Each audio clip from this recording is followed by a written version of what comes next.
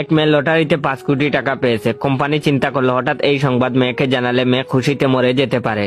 তাই বল্টুকে পাঠানো হলো এমন ভাবে বলার জন্য যাতে মেয়ে খুশিতে না মরে।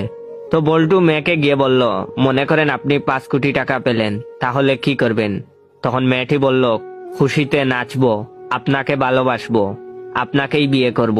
শুধু এটাই না, অর্ধেক টাকা আপনাকেও দিয়ে দেব। এটা শোনার পর শালা বল্টু নিজেই খুশিতে মইরা গেল। বল্টু, পল্টু, আবুল, মফিজ 4 বন্ধু 5 স্টার হোটেলে ডিনার করেছে। ডিনার শেষে 4 জন বিল দেওয়া নিয়ে তর্ক করছে। এ বলে আমি বিল দেব, ও বলে আমি বিল দেব। হোটেলের ম্যানেজার এই কাণ্ড দেখে মনে মনে হাসছে আর বলছে, পৃথিবীতে এখনো এরকম বন্ধুত্ব দেখা যায়, বিশ্বাস হয় না।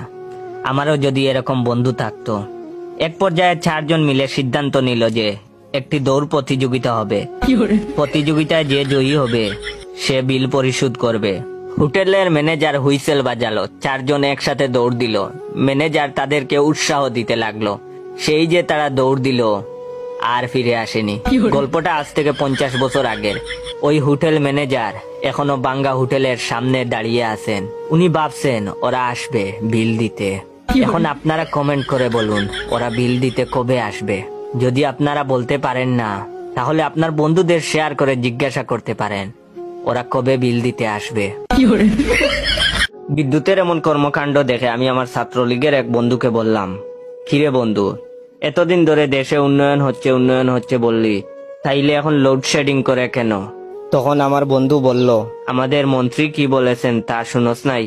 আমরা তো সুখে আছি, বেহেশতে আছি। এখন তুই বল, বেহেশতে কি কারেন্ট লাগে?